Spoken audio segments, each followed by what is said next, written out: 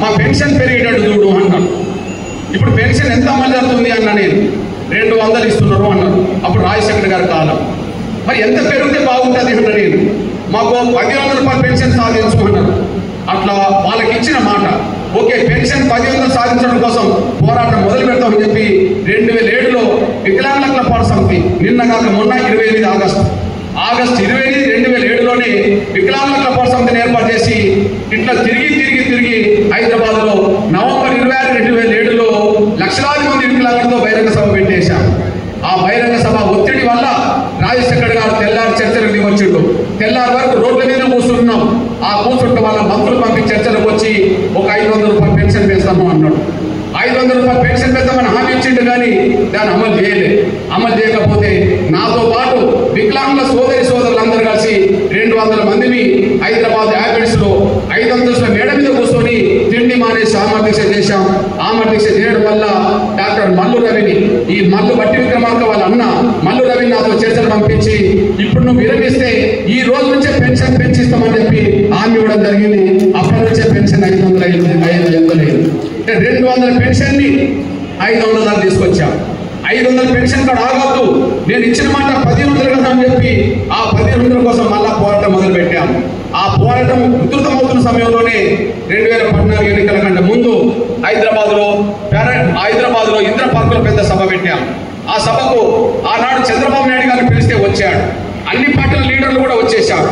ఆ సభ వేదిక మీద అందరి ముందే ఎవరు అధికారంకి వచ్చినా ఏ పార్టీ అధికారంకి వచ్చినా వికలాంగులకు మాత్రం 1,100 రూపాయలు ఇద్దామని చెప్పి అందరూ ఒప్పుకున్నారు. ఆ ఒప్పుకున్న దాని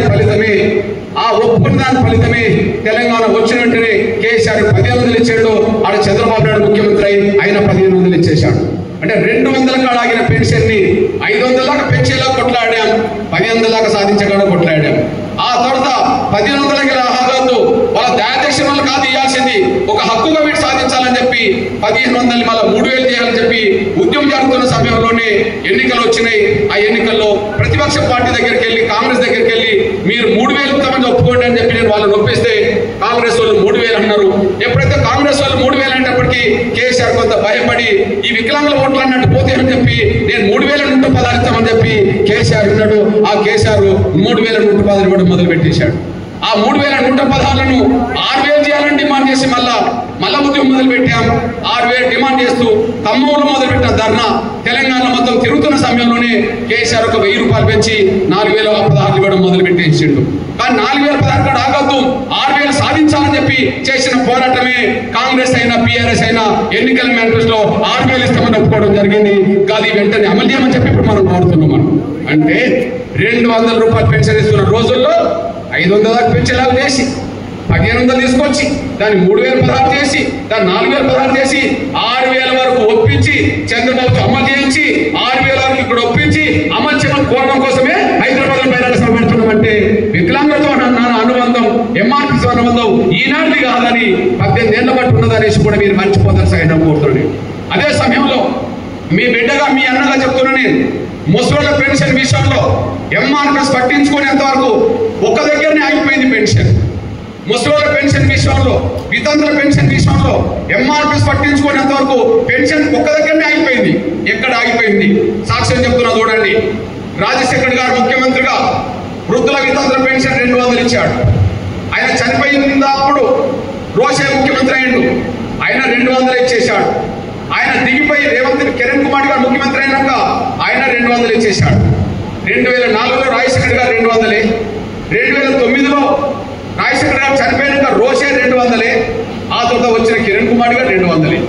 10 ఏళ్ళు కలిసి ముగ్గురు ముఖ్యమంత్రులు మారారు కానీ 200 పెన్షన్ నుంచి అదనంగా రూపాయి పెరగలి. అంటే పెన్షన్ ఎట్లా నిలిచిపోతాయో వాళ్ళ దయాదక్షిణలు ఇచ్చినట్టే కదా, ఇక మేము ఇచ్చిందే తీసుకోండి అనే పద్ధతిలో ఇచ్చినట్టే కదా. అట్లా 10 ఏళ్ళు ₹1 పెరగని పెన్షన్ ఎందుకు పెరగలేదని ఒక పార్టీ అడగని విషయాన్ని ఎంఆర్పీఎస్ చొరవ తీసుకుంటే మరో 10 ఏళ్లలోనే 10 ఇంతలు పెరిగి ఇప్పటికే 2,000 వస్తున్నాయి. ఆ 2,000 రేపు 4,000 కాబోతున్నాయి అనేసి మీరు మర్చిపోతారు సాయం పోతున్నాను. 10 ఏళ్ళు కలిసిన రూపాయి పెరగని పెన్షన్ అకస్మాత్తుగా ఈ 10 ఏళ్లలో 2,000 పెరగడం కారణం ఏది? ఎంఆర్పీఎస్. ఎందుకు ఎంఆర్పీఎస్ వచ్చింది? ఒక రోజు 2012లో నేను ఒక ఫోటో చూసా, 2 ఫోటోలు చూసా, పేపర్లో వచ్చింది. మహబాద్ మీద ఉన్నారు, మహబాద్ పేరు. మహబాద్లో ఒక కన్న తల్లిని 80 సంవత్సరాల పీసీ ధనలక్ష్మి అనే తల్లిని, భర్త లేడు, కొడుకులు లేరు. ఆమెను కన్న కూతురు ఏం చేసిందంటే ఇంట్లో ఉంటే ఆమెను సాధాల్సిందని చెప్పి ఆమెను సాధలేక ఆమె మంచాన్ని పడిపోతే ఖర్చులు పెరుగుతాయని భరించుకోనని చెప్పి ఆమె ఆలోచించి తల్లిని మహబూబాద్ నుండి తీసుకెళ్లి నర్సంపేట అనే ప్రాంతం తీసుకెళ్లి నర్సంపేట బస్టాండ్లో కన్న తల్లిని వదిలేసి వెళ్ళిపోయింది. ఇది ఆనాడు స్టోరీ. చూడండి, భారమైన పేగుబంధం, కన్న తల్లిని బస్టాండ్లో వదిలేసి వెళ్ళిన కూతురు అని చెప్పి పేపర్లో వార్త చూసి చాలా బాధ అనిపించేసింది. దీని తర్వాత మరో సంఘటన, వరంగల్లో చిట్యాల అనే ప్రాంతం ఉన్నది. ఆ చిట్యాల్లో రాజిరెడ్డి వెంకట నరసమ్మ, 80 సంవత్సరాల వయసులో రాజిరెడ్డి, 70 సంవత్సరాల వయసులో వెంకట నరసమ్మ పురుగుల మందు కోసం చచ్చిపోయింది. ఎందుకు చనిపోయిందంటే పువ్వ కరువై బతుకు బరువై పండుటాకుల ఆత్మహత్య, పోషించే దిక్కులేక అగాత్యం చేసుకున్నారని చెప్పి ఫోటోలతో సహా చేశారు. అంటే కన్న కొడుకులు నుండి కూతురు నుండి వాళ్ళు సాధకపోతే వాళ్ళు ఏ పని చేసుకోలేని పరిస్థితిలో ఆత్మహత్య చేసుకుంటారనే విషయం వాళ్ళకి వచ్చినప్పుడు నా కళ్ళల్లో నీళ్లు తిరిగినాయి. బస్టాండ్లో ఆ తల్లి ఫోటో చూసినప్పుడు నాకు బాధ అనిపించింది. కన్న కూతురు ఎట్లా బస్టాండ్లో వదిలేస్తే ఆమె ఎట్లా బతుకుతుంది అని చెప్పి. కానీ కొడుకులుండి బిడ్డలుండి పట్టించుకోకపోతే ఆత్మహత్య చేసుకునే పరిస్థితి వాళ్ళకి రావడం ఏంటని చెప్పి నా కళ్ళలో నీళ్ళు వచ్చినాక నేను ఆలోచించాను. అన్ని కుటుంబాలని అంటలేదు, కానీ చాలా కుటుంబాల్లో తల్లిదండ్రులను, వృద్ధులైన తల్లిదండ్రులను నిర్లక్ష్యం చేస్తూ ఉన్నట్టున్నది. ఆ నిర్లక్ష్యానికి గురవుతున్న తల్లిదండ్రుల పక్షాన వాళ్ళ పెన్షన్ పెరిగేలాగా చేద్దామని చెప్పి 1000 రూపాయల పెన్షన్ కోసం అప్పుడు పోరాటం మొదలుపెట్టాం. ఆ పోరాటాన్ని ముందుకు నడిపించడం కోసం 7 నెలలు తిరిగి హైదరాబాద్లో 10 లక్షల మందితో బహిరంగ సభ పెట్టాం. 7 నెలలు తిరిగి అక్టోబర్, నవంబర్, డిసెంబర్, జనవరి, ఫిబ్రవరి, మార్చి, ఏప్రిల్ 7 నెలలు తిరిగి ఏప్రిల్ 28న 10 లక్షల మందితో సభ పెట్టాం. ఆ సభకు చంద్రబాబు వచ్చి కూర్చున్నాడు. ఆ సభకు కేసీఆర్ రమ్మంటే ఈటరాజు పంపిండు, కిషన్ రెడ్డి గారు వచ్చారు, కేంద్ర మంత్రులు వచ్చారు, సిపిఎం వాళ్ళు వచ్చారు. అప్పుడు నా పక్కనే కూర్చున్న చంద్రబాబు ఒక మాట అన్నాడు, ఏ కృష్ణ, ఇన్ని లక్షల మందిని ఎలా తీసుకొచ్చావు అన్నాడు. సార్ నేను రమ్మంటే వాళ్ళు రాలేదు సార్, వాళ్ళ బాధలు వాళ్ళ కష్టాలు సార్ వాళ్ళు ఇక్కడ రప్పించాను నేను. సార్ ఏమైతే కృష్ణ, ఎంత పెరిగితే బాగుంటుంది అని అన్నాడు. నీ మనసులో ఏముందని చెప్తారన్న నేను. కృష్ణ ఇప్పుడు 200 ఇస్తున్నారు కదా, దానికి నేను అధికారం వస్తే ఇంకొక 500 కలిపి 700 ఇస్తాను అన్నాడు. సార్ మీరు 700 అంటారు, నేను 1000 రూపాయలు అంటున్నా, కాబట్టి ఇంకొక 300 కాదు సార్ మన మధ్యలో తేడా. ఆ 300 కూడా కలిపి 1000 రూపాయలు ఇస్తామని నువ్వు చెప్పు సార్, ఈ ముసలందరూ కొట్టయితే నువ్వే గెలుతావు సార్ అని చెప్పి నేను అన్నా. వెంటనే ఆయన నమ్మకం పెట్టుకొని ఓకే కృష్ణ నేనే 1000 రూపాయలు ఇస్తాను చెప్పాడు. పబ్లిక్ లో 1000 రూపాయలు చేశాడు. ఆ తర్వాత కేసీఆర్ వాళ్ళు ఈటల కూడా 1000 రూపాయలు చేశాడు. బీజేపీ వాళ్ళు 1000 రూపాయలు అన్నారు, సిపిఎం 1000 రూపాయలు అన్నారు, కాంగ్రెస్ వాళ్ళు 1000 రూపాయలు అన్నారు. 10 లక్షల మంది ముందు అందరితో 1000 రూపాయలు అనిపించిన ఫలితమే తెలంగాణ వచ్చిన వెంటనే కేసీఆర్ 1000 రూపాయలు ఇక్కడ ఇచ్చిండు, చంద్రబాబు నాయుడు ముఖ్యమంత్రి అక్కడ 1000 రూపాయలు చేశాడు. అంటే 10,000 రూపాయలు పెరిగిన పెన్షన్ ని 10 లక్షల మంది సభతో ఒక 1000 రూపాయలు సాధించే ప్రయత్నం చేశాం. ఆ 1000 మళ్ళీ ఎన్నికల నాటికి 2000 కావాలన్నాం, ఆ 2000 ఇప్పుడు మన వరకు వస్తున్నాయి. ఆ 2000 4000 కావాలన్నాం, ఆ 4000 ఇస్తామని వీళ్ళు ఒప్పుకున్నారు. ఎందుకు ఇవ్వట్లేదు అడగడం కోసమే హైదరాబాద్ లో సభ పెట్టబోతున్నామని కూడా మర్చిపోతాం సహితం పోతున్నాం. మళ్ళీ చెప్తున్నా, పేదవర్గాల బిడ్డ నేను, కులం మాదిగ కావచ్చు, కానీ పేదలు మాదిగలే కాదు, అన్ని కులాల్లో పేదలు ఉంటారు. అన్ని కులాల్లో అన్ని మతాల్లో పేదలు ఉంటారు కాబట్టి కానీ ఆ పేద బిడ్డ సమస్యను, ఒక ముస్లిం బిడ్డ సమస్యను ఆధారం చేసుకొని అందరికీ ఆరోగ్య పథకం సాధించాం. ఇదే రెబ్బవరం సమస్యను ఆధారం చేసుకొని. అదే సమయంలో తిండి లేని కుటుంబం వచ్చింది కాబట్టి, తెల్ల రేషన్ కార్డు ఉన్న కుటుంబం వచ్చింది కాబట్టి, తెల్ల రేషన్ కార్డు బియ్యం కొన్న పెరగాలని దాని మీదనే మన బియ్యం కొన్న పెరిగేలా చేశాం.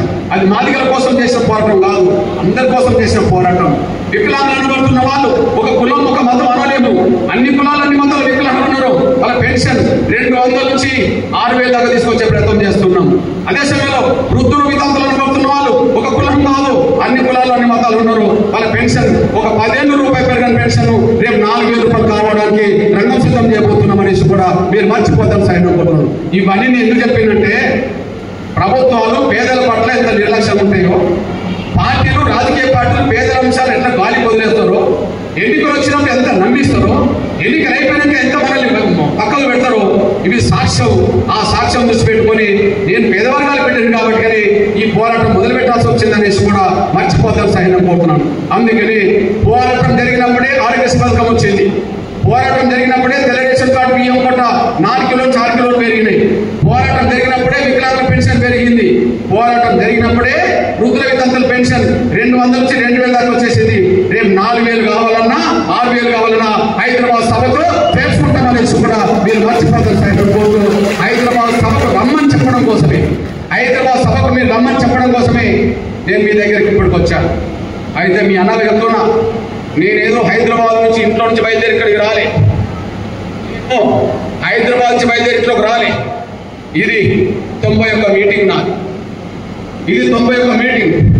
నేను జూలై 15వ తారీఖు నాడు వికారాబాద్ అనే జిల్లా కేంద్రంలో ఇట్లాంటి సభ పెట్టి అక్కడి నుంచి బహిరంగ సభలు మొదలుపెట్టాను. అక్కడి నుంచి నేను ఎక్కడెక్కడ తిరిగి ఇక్కడికి వచ్చాను, ఇప్పుడు ఎక్కడికి వెళ్ళబోతున్నానో, రేపు ఎక్కడికి వెళ్ళబోతున్నానో, సభ జరిగేంత వరకు ఎక్కడెక్కడ తిరగబోతున్నానో మీకు తిరిగి తినిపిస్తా, తిరగబోయే తినిపిస్తా. మీ పేద వర్గాల బిడ్డగా నెల 15 రోజుల కంటే ముందు నుంచి